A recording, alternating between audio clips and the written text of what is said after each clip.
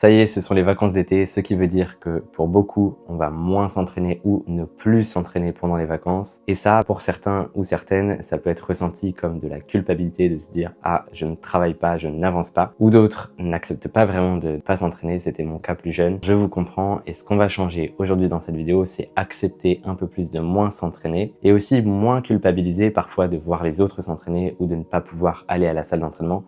Bah oui, peut-être que tu es en vacances et que tu n'as juste pas le choix de pas aller à la salle d'entraînement ou comme pour moi, ta salle d'entraînement elle est fermée et tu peux pas y accéder. Donc on va voir comment est-ce qu'on peut changer ça dans la tête. En fait, je sais très bien ce qui se passe dans ta tête parce que je suis passé par là. Chaque été, j'avais du mal à ne pas m'entraîner pendant les vacances. Ce qui était le plus dur pour moi, c'était de voir les stories Snapchat des autres collègues qui s'entraînaient dans les salles ailleurs. Je voyais leurs stories, je voyais à quel point ils s'entraînaient, ils progressaient. Et moi, ma salle, elle était fermée l'été. Je ne pouvais pas m'entraîner, juste je culpabilisais de me dire, mais en fait, eux, ils avancent et pas moi. Et peut-être que toi, tu vis ça aussi avec les stories Insta maintenant. Je vois des gens s'entraîner, progresser, avancer pendant l'été et toi, bah, juste tu peux pas parce que soit tu es en vacances, soit ta salle, elle est fermée ou juste les entraîneurs sont en vacances aussi. Peut-être aussi que tu te dis que cet été, si tu t'entraînes pas, tu vas tout perdre, à la fois tes qualités physiques, mais aussi tes éléments. À la rentrée, tu auras un doute sur le fait que est-ce que je saurais faire ma bascule ou pas. Si toi aussi tu as des doutes, regarde bien la vidéo parce qu'elle va t'aider. La première chose qui fait que tu peux culpabiliser, c'est parce que tu te compares aux autres. Et tu te compares aux autres qui peuvent s'entraîner. Tu te compares peut-être même dans ta tête en te disant « mais en fait, mon amie, elle s'entraîne pas non plus, mais elle va réussir à la rentrée, ça bascule ». Ou bien peut-être que tu te compares à un idéal, l'idéal de toi qui pourrait s'entraîner tout l'été. Sauf que dans la réalité des faits, peut-être que tu peux pas t'entraîner. Et donc la comparaison, elle a peut-être pas lieu d'être. La première chose qui fait que tu culpabilises, c'est parce que tu te compares. La deuxième chose qui peut te faire culpabiliser de ne pas t'entraîner cet été, c'est de croire que si tu t'entraînes pas, alors tu es en train de reculer. Et la troisième chose qui fait que tu peux culpabiliser, cette chose-là, elle est liée à une peur à l'intérieur de toi. C'est la peur de perdre les éléments que tu as acquis les saisons précédentes. Mais cette peur-là, on peut apprendre à la gérer. Souvent, l'été, on croit perdre des choses. On croit qu'en s'éloignant de la salle de gym, on est en train de perdre des choses. On croit perdre les qualités physiques. On croit perdre la technique des éléments. Et d'ailleurs, ces choses-là, peut-être que tu n'es pas totalement en train de les perdre et que c'est une perception que tu as, qui est liée à la peur d'ailleurs de perdre ces éléments. C'est cette peur qui est en train de te parler et de te dire « Attention, tu t'éloignes de la salle de gym, alors tu vas tout perdre ». D'ailleurs, combien de fois à la rentrée, tu as su faire un élément plus rapidement que tu ne le pensais parce que ton cerveau l'a enregistré. Il a créé une mémoire vis-à-vis des éléments. Le meilleur cas que je puisse utiliser pour te prouver ça, c'est peut-être que tu as déjà été blessé et que tu n'as pas pu faire tes éléments pendant longtemps.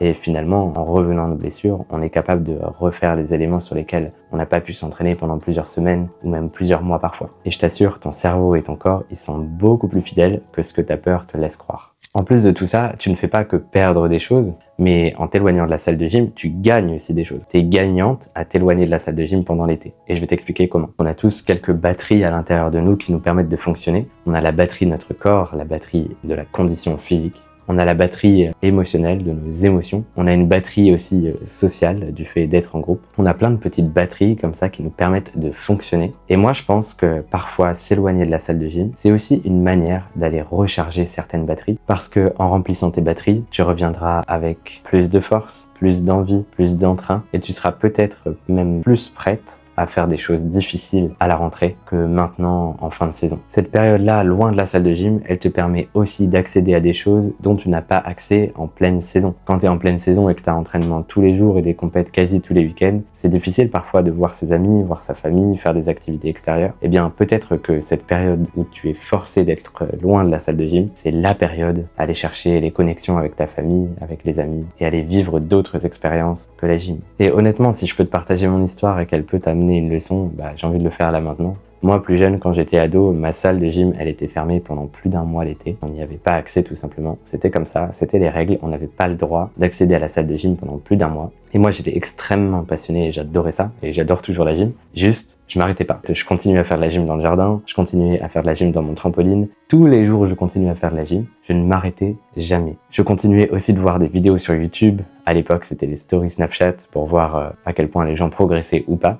Et le truc, c'est que moi, je pouvais pas m'entraîner, et du coup, j'étais vraiment en train de rager quand je voyais les gens progresser. J'avais cette rage, je me disais, mais c'est pas juste, eux, ils avancent, pas moi. Et j'avais vraiment l'impression qu'il y avait un décalage entre eux et moi, que eux prenaient de l'avance et moi, j'étais en retard. C'est pour ça que je continuais de faire de la gym chez moi tous les jours, dans mon jardin, dans mon trampoline, au risque même parfois de me blesser parce que je tentais des choses pour progresser, justement. Sauf que j'avais pas l'encadrement et la sécurité nécessaire pour bien le faire.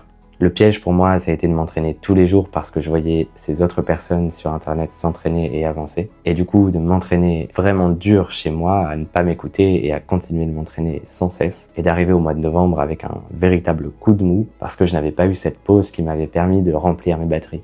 Et j'ai compris plus tard que ma pause, elle valait beaucoup mieux que les heures supplémentaires que je m'imposais pendant l'été dans mon jardin. Ce que je veux que tu retiennes de cette vidéo, c'est que la pause de l'été, ce n'est pas ton ennemi. Au contraire, c'est bien une amie. Elle est là pour t'aider à mieux vivre la saison prochaine. Et je pense que si tu recharges tes batteries et que tu vas t'alimenter d'autres choses pendant cet été et que tu comprends que t'es pas en train de reculer, mais en fait t'es déjà en train de préparer l'avancée, eh bien tu vivras mieux cette pause d'été. Parce que cet été, t'es pas en train de perdre des choses, t'es en train d'en gagner. Et c'est comme ça qu'on progresse et qu'on évolue, c'est en gagnant des millimètres et des millimètres chaque jour.